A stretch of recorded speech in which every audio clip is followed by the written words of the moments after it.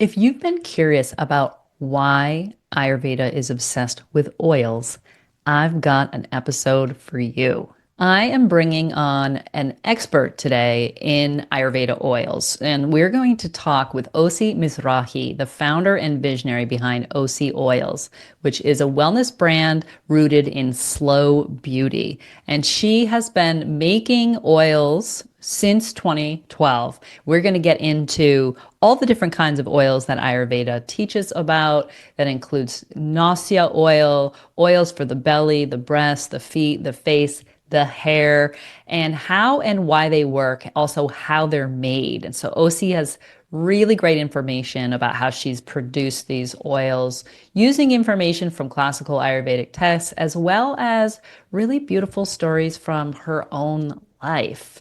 So we also talk about something I know you want to hear, which is how to clean the oil from your sheets, your shower, your clothes, etc. So we're really dorking out today about why Ayurveda says that oil is the number one health routine for our longevity. The Ayurveda texts tell us that those who do oil massage regularly do not suffer from diseases. That's almost a direct quote.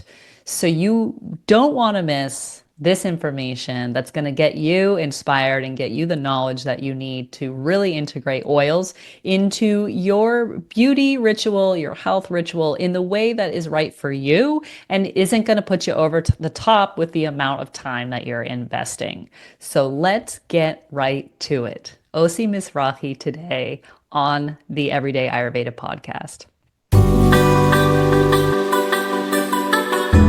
Welcome to Everyday Ayurveda with Kate, a podcast that translates ancient wisdom for modern lives. I'm your host, Kate O'Donnell. I've been living and teaching Ayurveda, India's traditional medicine, for over 25 years, and I've authored 4 best-selling books on bringing Ayurveda practices into our lives.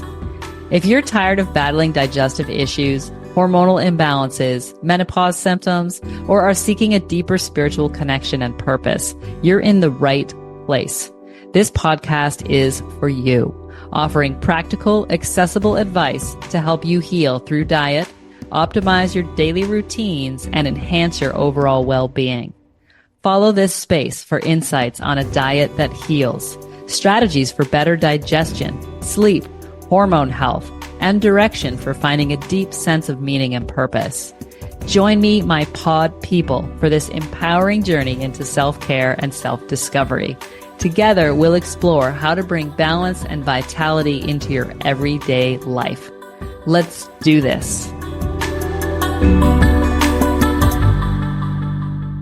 So happy today to be with Osi Mizrahi. Thank you so much for being with us today. Thank you so much, Kate, for having me. Super excited to be here. Thank you. Yeah, I'm so excited to hear about your company and your journey. And I'd say the first thing we would love to hear, OC, is how did you get into Ayurveda? How did this become a part of your life? Yeah, I would say that first was for me yoga. I was practicing yoga for many years, early in my 20s. I really was into traditional yoga, Iyengar. So everything I do is very much I go into the traditional way of doing it. It was so Me militant, and I too. and I Me needed too. it. I needed it when I was like in my 20s. Boundaries, right? It's really helped with boundaries. And then later on, I would say year 2000, I got into studying with John Friend, and a friend of mine recommended to go and study with Dr. Lad and get Panchakarma. And that was the first time I heard about Ayurveda. And as you know, Ayurveda is the sister of yoga. It's the medicine, it's the herbs. And since I was 15 years old, I grew up next to a farm. And my neighbors, I remember taking me on a weekend to a kibbutz in Israel where the kibbutz was, sort of a community living, but they were vegan. And it was the first time that I was exposed into vegan food at age 15. And it was, for me, that was like the aha moment. Oprah would say, where was your aha moment? That was my aha moment. And I even remember this desire. And the desire had this knowing. I know this is what I'm supposed to go deeper into, but I had no tools. I had no access. My parents were pretty much hippies and, they weren't practicing yogis. But I would say that that was for me the moment when I realized food is so important to me and started to open really the learning of juicing. It was back then the Harvey couple and they did Fit for Life, and that was Yeah. given to me by a neighbor who was American in Israel, and he was like, "Oh, take this book," and it was like, "Oh my God, juicing and that combination of food." Later on, I came to the United States when I was 18, and I got into macrobiotic food. My good friend was an ex-dancer, and she was very into that, and I got into macrobiotic food, and then I would say was the introduction in 2000 into Ayurveda, the herbs, the food. Meeting Dr. Lad was definitely a profound experience because it was a moment where I felt like, oh, cooked food, oh, Mm. herbs, oh, wow, shatvari, oh, wow, ashwagandha, or triphala is good for your stomach. And, I had a lot of digestive issues. Like I would say my whole life, I remember having digestive issues since I'm a Hmm. kid, always cramping, not eating enough. Not using oil like omegas, wasn't really had an access to it in Israel. And later on, learning the importance really of digestive. Everything in Ayurveda is about your digestive. I would say also that there was a realization at that time that I really live from the outside in. And then the Ayurveda shifted me from living from the inside out. And then the oils became a personal medicine before it was even a business idea. It was like bringing panchakarma, which like extracting the toxin, extracting the karma was when after a week or 10 days with Dr. Lad, I was like, oh my God, this is amazing. My creativity, my life force, the Oja, like you start to feel that, start coming to life. And I think at that moment where the disease came into the surface, the Hmm. issues of the digestive was sort of even more triggered, to clear it, to come into more of equilibrium and also more into health. So you felt like doing the panchakarma and starting to work with Ayurveda, your digestive problems actually became louder. Yes, Yeah, that makes absolutely. sense. Yeah, Yes, yeah, yes. I right. was very sick after Panchakarma for 3 months. It happens. And what I did is, I quit teaching yoga. I took for 3 months. I shouldn't say quit, but I took 3 months siesta and I had three young kids. I had three kids in 3.5 years. And I would say that that's definitely affected my health. I was Yeah. always exhausted, always stomach aches, cramping. And I was also in a challenging relationship. And I think that's also was, another thing heavy on you. It's emotional too. Everything is like, yeah, body, mind, spirit. It's all affecting us. And being a woman and giving birth. And I would say that that's basically where I was like, something is really good, actually. This is bringing it to the surface because if it doesn't come to the surface, you can't really eliminate the issue. It needs to come up in order for you to really move into the next phase of my health. And I would say that I was diagnosed, I had a lot of diagnoses. Colitis, proctitis, Crohn's disease. I didn't know what it was. Hmm. Now they say I have nothing. So at that time, they told me I'm going to have to be on medication for the rest of my life, something called Asacol, which is a kind of aspirin that coats your digestive. And as a yogi, I sat with it and, I took those 3 months and I really looked into my diet and slow down and start cooking my food and my soup and my vegetables and really working with what is going on, what my body's telling me. And I Hmm. would say that that's when the shift seriously started in my life, where it was another level, another frequency, a higher frequency of my body being in a place that it was a lot more vibrant and healthy. Yeah, I like the way you describe that as a frequency, a higher frequency. I feel like that's part of what panchakarma does. Kind of gets you to that next layer, right? So you started your oils company in 2012. Is that Mhm. right? Yeah. Yeah. And did that really come out of your own healing journey and the importance of oils? Absolutely. It was Mm. another moment that while I was getting panchakarma, I remember saying, women gonna need to know about this. Everyone gonna need to know about this. It was like that moment that like you want to share. There's so much sneha. There's so much love in Ayurveda. It's really kind of this produce this love energy. And for me, it's also creativity. And it was a creative moment of like, I gotta make those oils. However, I knew that if I'm making those oils the way it's in the panchakarma, which is like the basic foundation of the process, and it won't be sensual, or it won't smell good, or it won't be something that a woman will want to put on her body. She won't put it on. Like the herbs and the traditional way of making Ayurveda, you don't take that away. That's, again, I always go back into tradition. And I always, like, for me, it's respecting the tradition.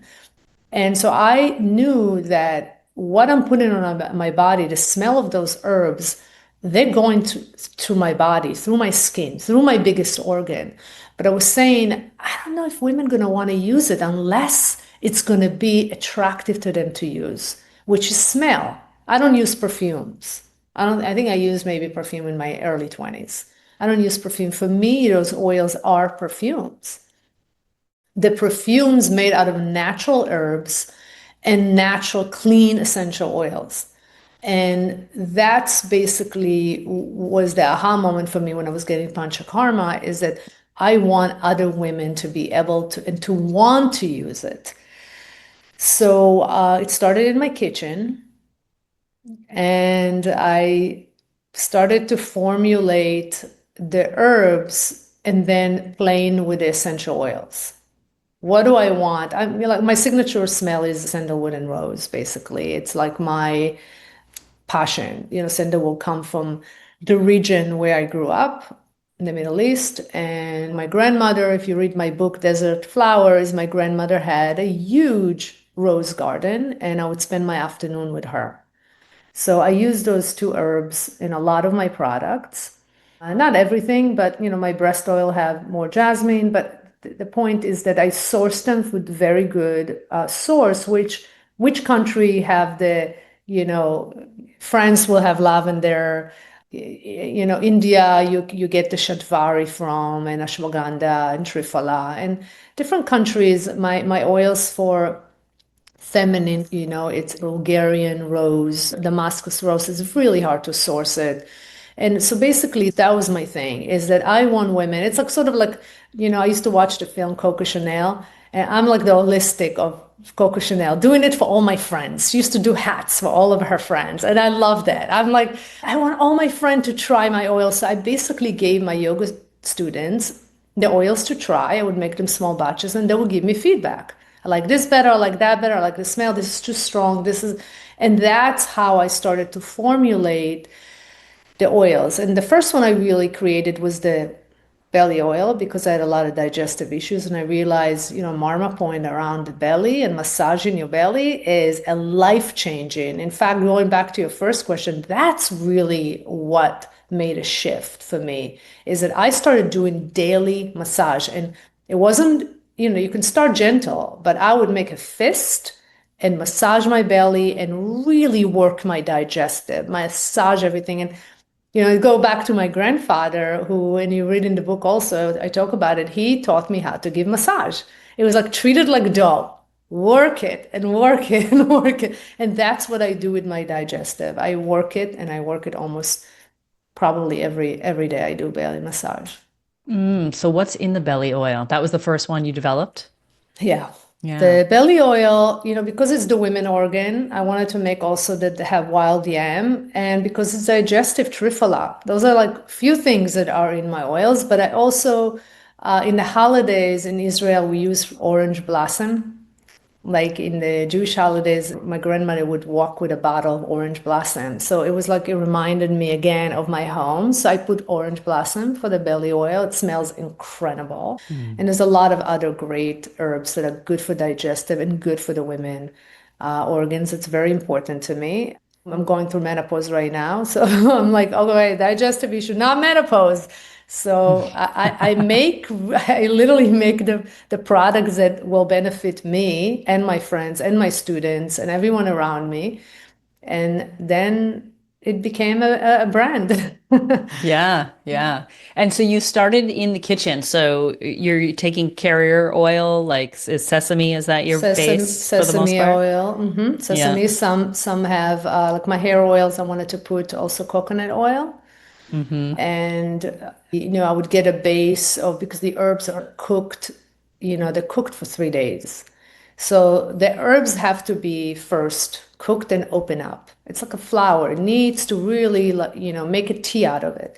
And then you mix it with cold press. And then you use the essential oils. Mm-hmm. So it's a three-part process. That's a traditional way of making Ayurveda products. Yeah. Yeah, yeah. Which I love this, OC, because I think a lot of us have heard about oils, and that they're good, but beside them sort of like being anti-wrinkle, we don't Hmm. really know, what they Yes. do. Yes. So one of the things you mentioned is Sneha. Can you tell Hmm. us what is Sneha? Yes. First of all, it's like my favorite thing about Ayurveda is really the touch is healing. Oil is love. Literally, the definition of sneha is oil, and oil, the definition of sneha is also love. So basically, by applying the oils on your body, you create a frequency of love. And as we know, if a baby is not going to be touched when he's a baby, he can die a newborn, like the importance of touching and the contact, right? So here I'm not talking about another human being giving you massage, although when you get panchakarma, the whole ritual of panchakarma is two women, the traditional way will touch a woman and will give her a rhythmic massage with certain strokes, like maybe rounds around the elbows and straight strokes around the arms. And a lot of time it's from the periphery to the core. And as you know, the skin is our biggest organ. So if you know that the skin is your biggest organ and you're touching the skin with those herbs, not only that you're penetrating those herbs that are already open, and if you can warm the oil before you put it on, it's even better. So you massaging your body with those oils, you get the herbs, but you also have the touch. And oil is love, and touch is healing. And, Hmm. really my brand mantra is slow beauty, slow aging. It's a soulful living because when I moved to the United States, I was like so struck by the fact that everything is zero fat. Right. And I was like, this is not what my grandmother would say. She would take a spoon of olive oil every day, my grandmother, and she lived till 105. She did have a good gene. Tunisian and Italian, and who knows what else there, Spain. But she will take a spoon of olive oil. She showed me that fat is really healthy. I have one product that is not vegan, which is my eye cream, and it have ghee in it. I'm coming up with a new product, which is ghee for the feet with shadvari before you go to sleep, because Hmm. fat is really what gonna, make us age well, and what the brain need and what the body need. Healthy fat. That's Right. that's my philosophy. So you use those oil, you get the massage on the oil, and this ointment is a self-love, and it's really a ritual that you do on a daily basis, and you start to feel very connected to your home within. You start to live from the inside out. You start to quiet your nervous system. There's more peace. Like, what do we all really want? We want joy and we want peace. And those practices of panchakarma really taught me, wait, I want to take panchakarma home. Wait, I want my women and my children and my family to use it home. I remember my son was a big football player in high school, and he would have like freaking, I'm not exaggerating, like 12 touchdown a game, and everybody was like, this is like unheard of. But he would come home and so sore, And I remember one time he came and I was like, just lie down. And I warmed the oil and I just did a treatment, on his feet, on his ankles. And I remember that I was like, oh, this is really going to help reduce the inflammation. And I think that's the beauty of those oils and what it done to me. It literally shifted my life. And I was like, Panchakarma shifted my life, but I want to take it home and do it in small doses. Like, because panchakarma is intense. It brought the disease to the surface. A lot of time it's not afterwards so pleasant. I had one time I did panchakarma, I had a little spasm after, because there are things that are sitting there and they need to come up.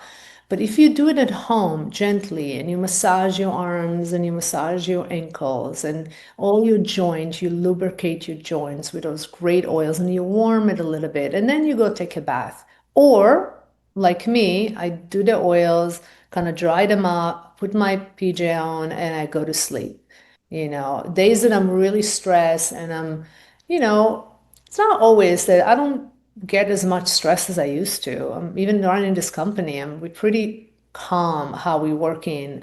And I would say that days that I feel stressed is like I massage my head, on dry first that I take the Radiance, which is the hair oil. I put a few drops, I rub my hand, and you smell the lavender. You get the castor oil, which is so good for your, skin.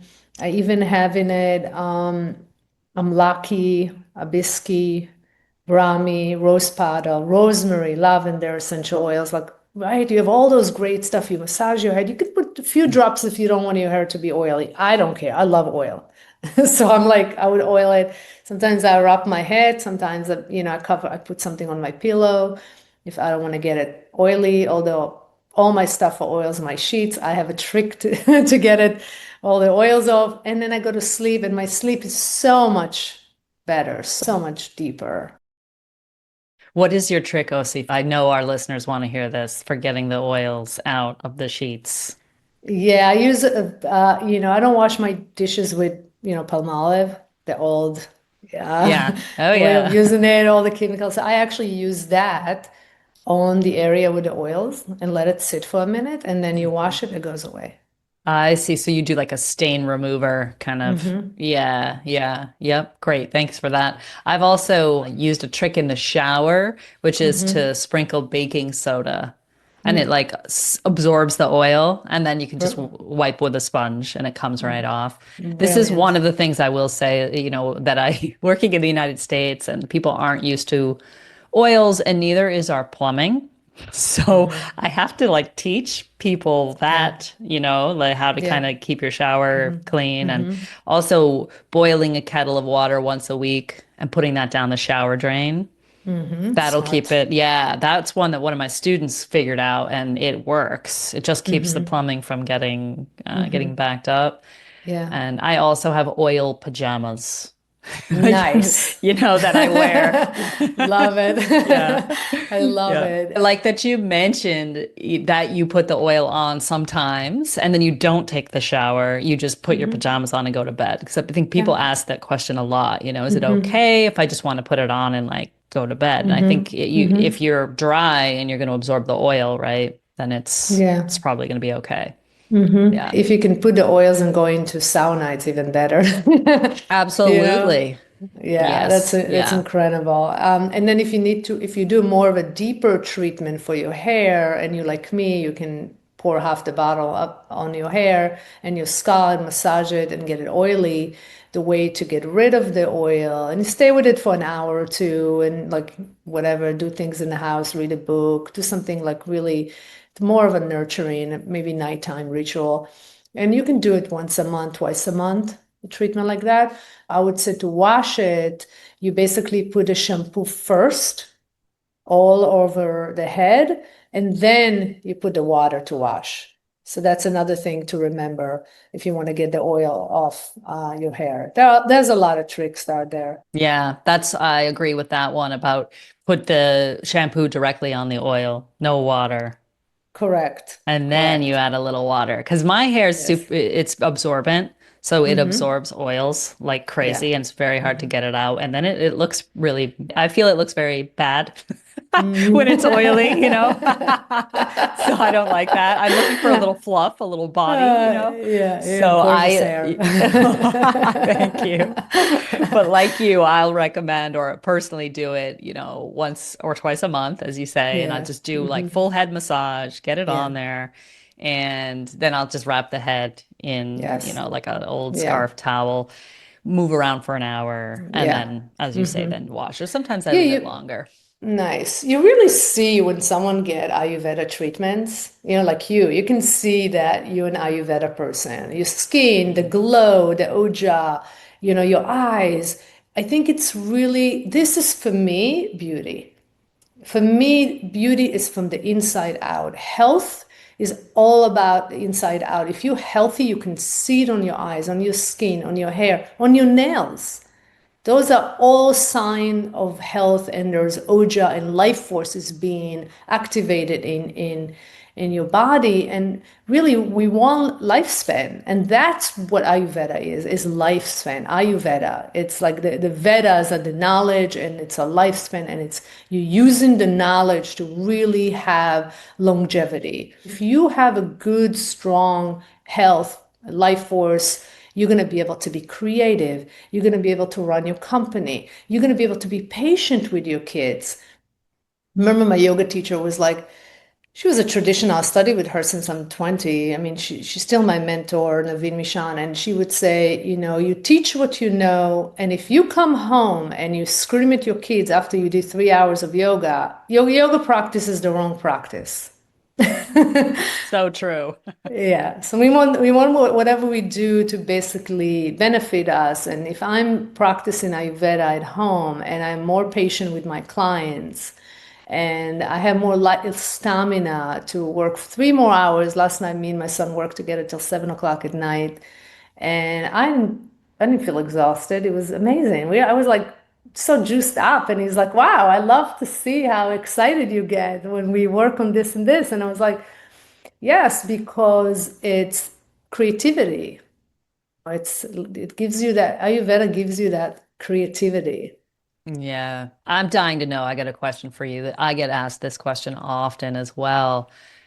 As an entrepreneur, especially in the wellness space, in the Ayurveda space, do you find it difficult or how do you balance your authenticity as a person, your Yeah. commitment to Sneha, to Yes. beauty and love with business and Yeah. sales, and the Hmm. work that's involved in Hmm. that and the stress? I want to give you an answer from a Kabbalistic perspective because it's the spirituality of Judaism. Money is energy, and money is also can be sacred. We have the matter and the spirit, and the both important. Being in this world, I'm not living on a mountain and I'm not a monk. I'm here in this world, and how can I bring spirituality to everything in my life? And that's for me the most important, included the business, how you deal with people. And sometimes you have to end things, but how you end things, it's also important, right? And you have to move on, and we make those decisions together. We're like, this is not flowing, and this does not feel with integrity, and this person is not generous how he's working with us, and we make a decision to work with another vendor. I would say to you that Ayurveda is not a trend, although Vogue contacted us a couple months ago, and I was like, okay, it's becoming a trend. For me, it's never going to be a trend because it's an ancient wisdom system. So I won't whitewash it or dilute it. And, my brand is about authenticity, transparency, and it's really about being grounded in the roots of Ayurveda's wisdom, which is you gotta cook those herbs. I'm sure there will be companies that are going to make Ayurveda products and they're basically going to use the herbs with the oils, mix everything together, and they're going to call it Ayurveda. It's not going to work as well because you have to go through the process of 3 days of cooking the herbs in order to really have the effect of the triphala. In order for you to have, even when you take a triphala at night, you take a spoon of triphala at night, you don't take the triphala on cold. You dilute it with hot water and then you let it sip and then you drink it. on room temperature, right? So the same exact thing. You got to cook the herbs. There's the machines that we use, like stainless steel machines that we use, and we have to clean them after each process. And for me, that keeps the integrity, and also where are we sourcing from? So we want to make sure that they're organic, they're clean, the farmers who are selling it to us, we know them. That's another way of keeping the integrity. And the other thing is I use glass bottles. And Yeah. it's not always easy. I have bottles sometimes break.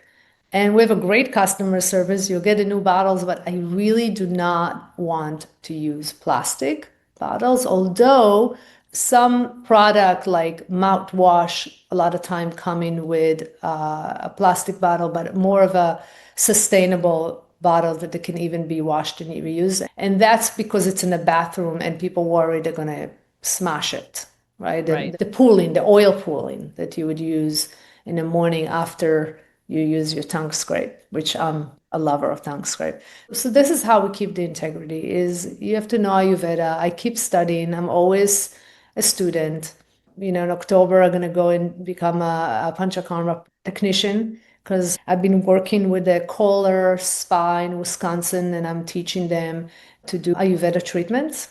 So I'm getting their certification to become a Panchakarma technician. So really to give them the tools to do a really nice Ayurveda treatments and Shirodhara treatments. So they're going to have it in hotels like Kohler, which is incredible. Now it's coming. You're going to find in every hotel, established hotel, you're going to find Ayurveda treatment. In Europe, it's already happening.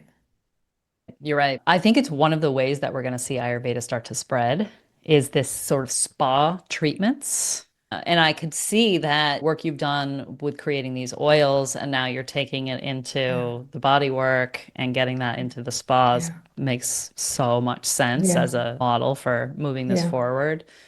One of my missions is to make sure people Hmm. know the difference between a spa Hmm. treatment and a panchakarma.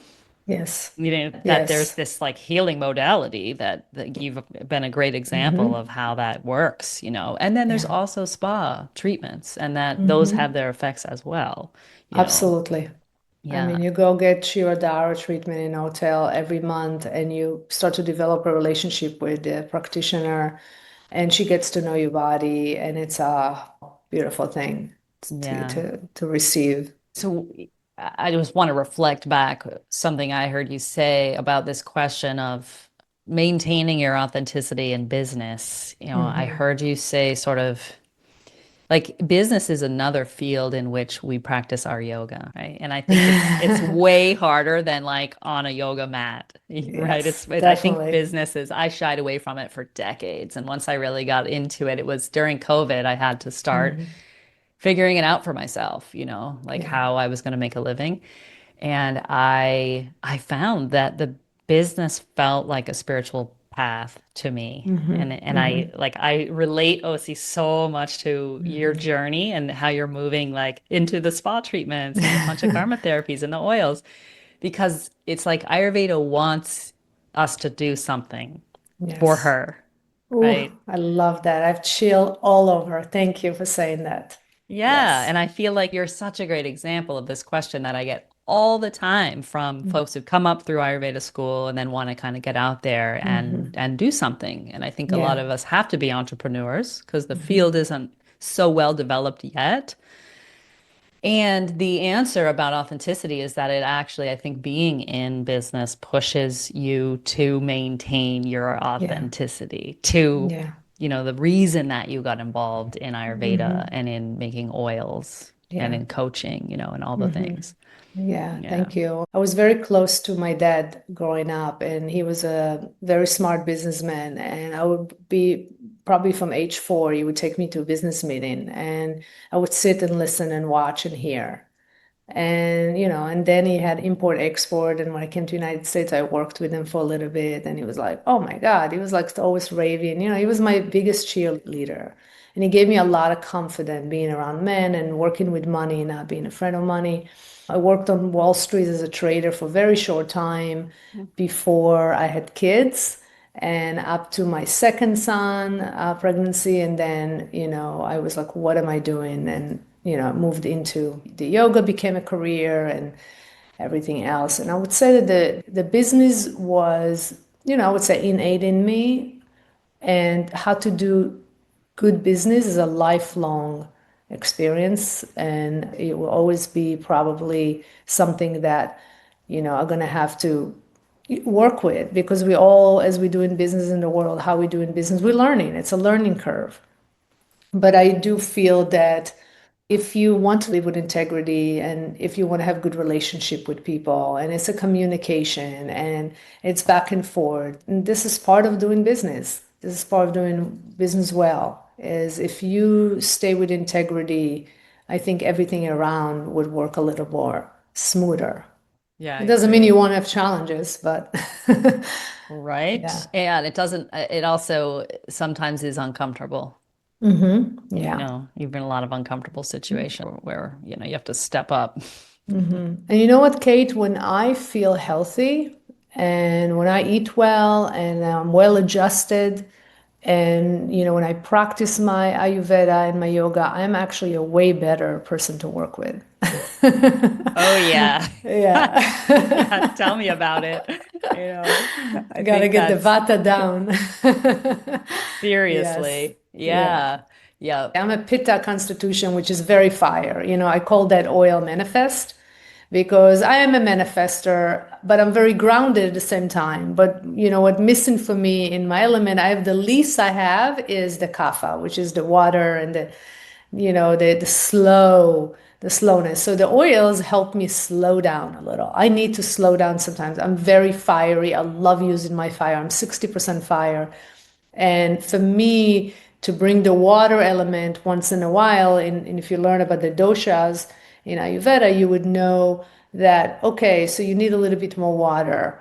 Okay, you need a little bit more fat. I need to be around water. Like I always live around water, either the ocean or the lakes. I need it. It calms my nervous system. It's very good for my emotion, and we learn know thyself. This is what Ayurveda is. Know your body. There's no judgment. If you're kapha and you're heavier, you're born like that. Love it. This is who you are. You're not meant to be a vata skinny thing. It's just not your constitution. Don't fight it. Work with what it is. Use the shine Ayurveda, vata oil, good for the heart, makes you more grounded. Eat cooked food if you're vata constitution. That's what it is. You like coffee? Okay, it's good to do breaks. I listen to your podcast. So good to do, breaks for coffee. And after 2 weeks is really, I was listening to you, after 2 weeks is really where, but if you are drinking coffee, put cardamom in it, right? Work with the spices, break the acidity. So, this is why I love Ayurveda so much. It's so generous and it's so loving, and it really works with where you're at. Yeah. So this manifest, is that your oil for pitta types? Yeah. Yes. So I'm gonna guess you cook the cooling herbs in there. Exactly. Yes, Hmm. because pitta tend to be fire, and they need to cool down. And it's even sometimes I would take a little yogurt with mint and cucumber, salt, pepper, and I mix it with a little, water, and I sip on it. That's another way of cooling your pitta, and then doing abhyanga. It's really good for pitta constitution. Mm. Yeah. Yeah. I want to reflect back also your process you described, which, 'cause traditional talked about in the texts of the boiling 3 days, right? The Hmm. cooking 3 days. I can tell oils that have been through that process versus the ones that haven't. I'm not sure I knew I knew it had something to do with the curing process, the Hmm. cooking, but to hear you say that, I'm like, oh, that's the key. That's why your Yes. oils are the way they Yeah. are, is Yeah. the cooking. Of course, your intention, but when they're cured like that, I feel like they absorb into the skin differently. They don't sit on top of the skin. Exactly, exactly. Also, if the oils are fresh, it will go in deeper. And I think that, that's why we make it small batches. We're not a 10,000 bottles a week company. We're smaller. I mean, we have really nice volume and we can handle volume, but we very much about doing it with smaller batches, fresh. And somebody will get the oil, they might just, the process was done last week and they're going to get the oil a week later. I mean, how amazing is that? right? Our oils, even though they can be on a shelf, seriously, I'm not kidding. I found an oil of mine that was from 2 years ago when I unpacked my apartment, and I was like, oh, let me smell, because I test everything. I'm like, I want to test every once in a while, I'll test my product. I want to make sure it's perfect. And I smelled it and I was like, oh my God, it's still good. So if you keep your oils in a cool place, those oils last for a long, long time. So maybe I didn't put the face oil that I found, which is the glow. I didn't put it on the face, but I used it on my feet. Hmm. I didn't throw it. I was Right. like, this oil is good still. I'm using it. I used it on my feet, on my hands. That's how you know a product is really high quality. You smell the herbs. If you open the bottle of Manifest, which is my body oil, it's perfect right now for the summer.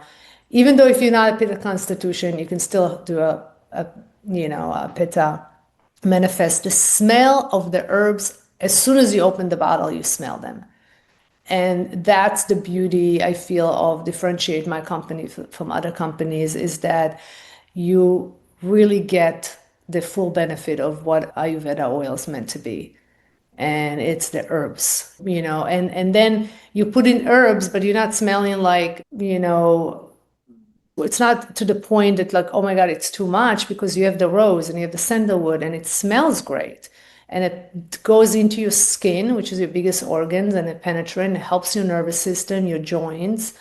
You put the Shadvari on your belly around the hormonal area. It's great. It actually balances your hormones.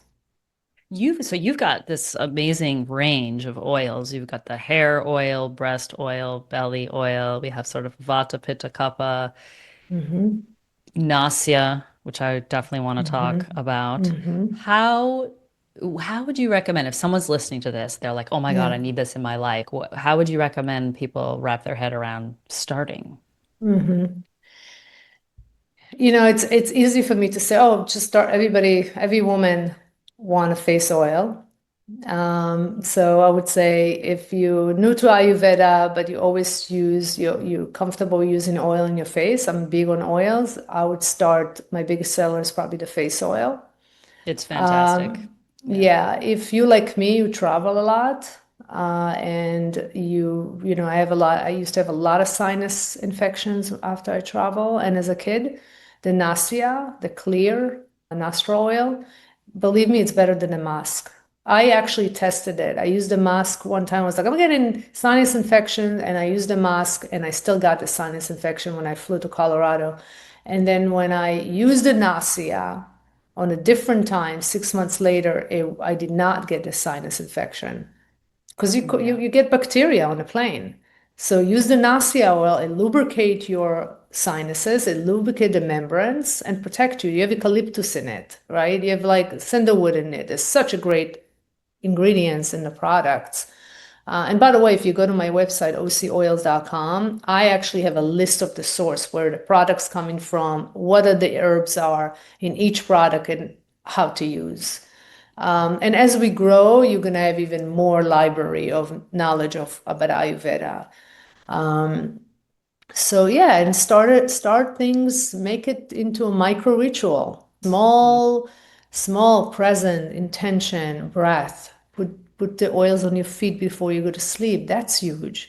Yes. If you tend to be Vata and you have a lot of thinking, you're a thinker and you're a creator like me, sometimes it's so hard to shut it off at night. So seriously, it helps. I do the head massage, and I take my finger heads and I just kind of grade it up and down around the sides and all around my head, and then take a few breaths, put the oils, and just go to sleep. Things like that, like start small steps. Yeah. Yeah. Yeah. So the feet, potentially the head, and the Nasya. I'm a huge fan of Nasya also. I have the same Mhm. story, OC, about flying. And once I started Mm. using Nasya, and I like yours, it's a little penetrating. Yours a little Yeah. strong, but it also Yeah. doesn't burn, which some of Yeah. them do. So it's very Hmm. special. I like Yeah. that product a lot. Yeah, I made it because it used to burn me when I used other companies, and I was like, I wanted a little less Yeah. that eucalyptus, so I kind of lowered that a little Right. bit, so you'd be able to use 2 drops on each nostril, three versus one. Yeah, which I keep it by my bedside. I have one in my little travel kit. Nasya is kind of like it's in every suitcase, Yeah. every travel Nice. kit. It's Love next to it. my bed. Yeah, yeah, Yay. yeah. So And that's, I think, a good thing to get.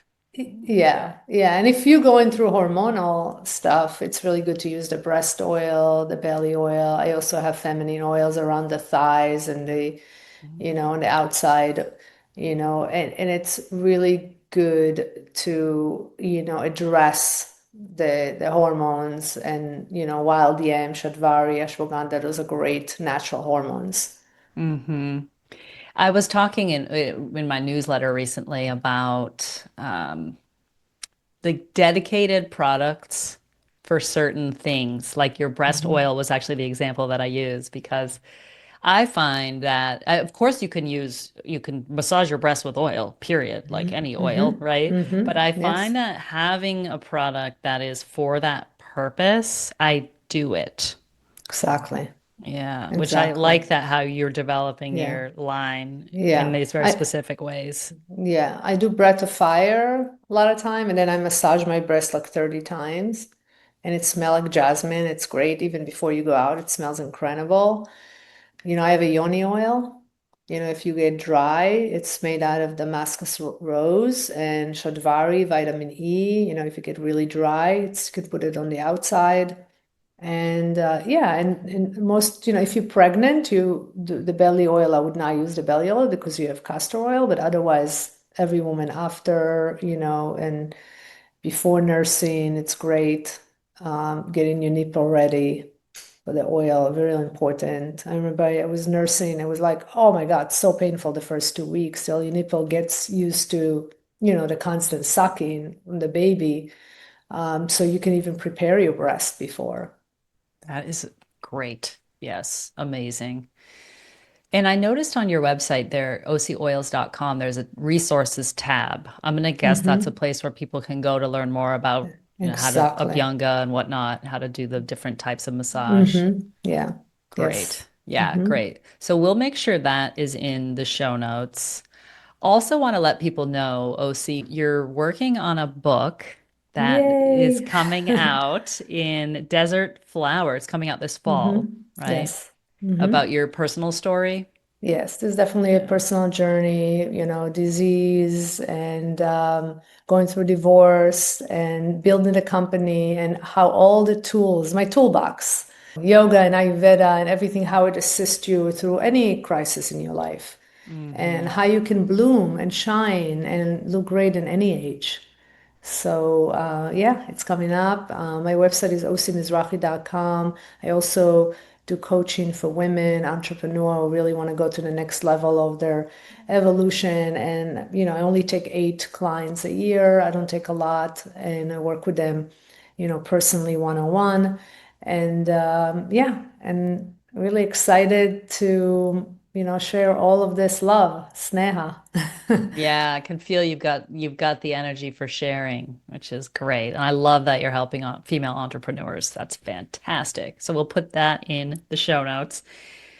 I could dork out about oils all day, all day. I want to still talk about oils, but but we're gonna wind it down. We'll let you go. But before Mhm. we do, I'd love to ask you the three rapid fire questions. Are you ready? Sure. All right. So, Osi, what is the first thing you do when you wake up in the morning?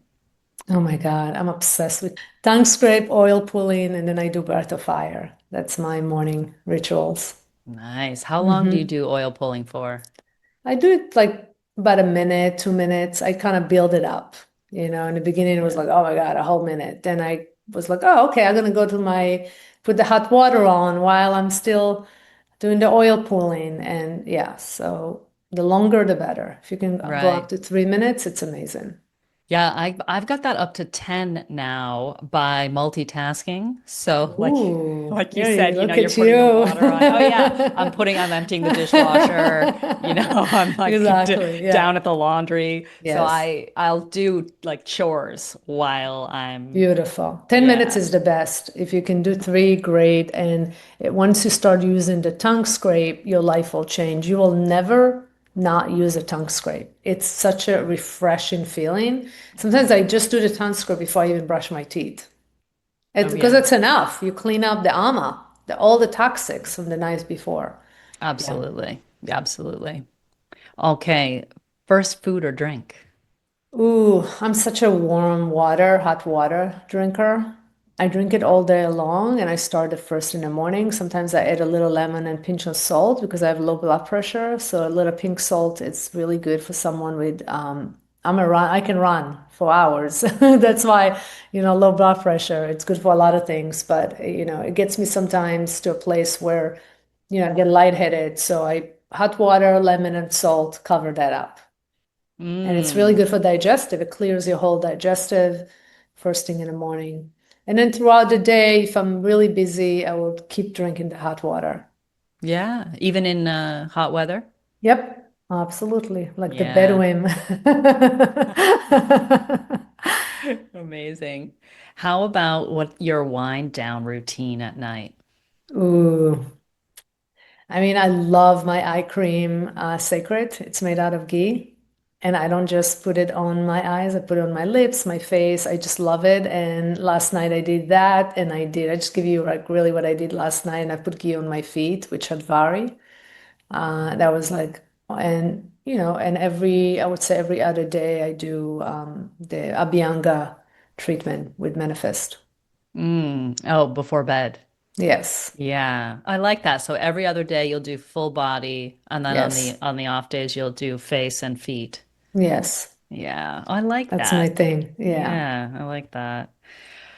Well, thank you for inspiring us to Yay. really, I'm inspired to just, I mean, obviously I have oils, I know about oils, I use oils, but I feel like after spending this time with you today, I'm inspired to just really be with them more while Mm, I'm applying them. And your oils do inspire that because there's a subtlety there. mm. You can feel that there's something special, you know. Yeah, thank you. Yeah, so Uh, I so appreciate you being here with us today, sharing about your business and your journey, and we'll hope to hear more from you in the future. yes, I really enjoyed it. So glad to be here and honored. And I keep listening to your podcast. It's awesome. Thank you.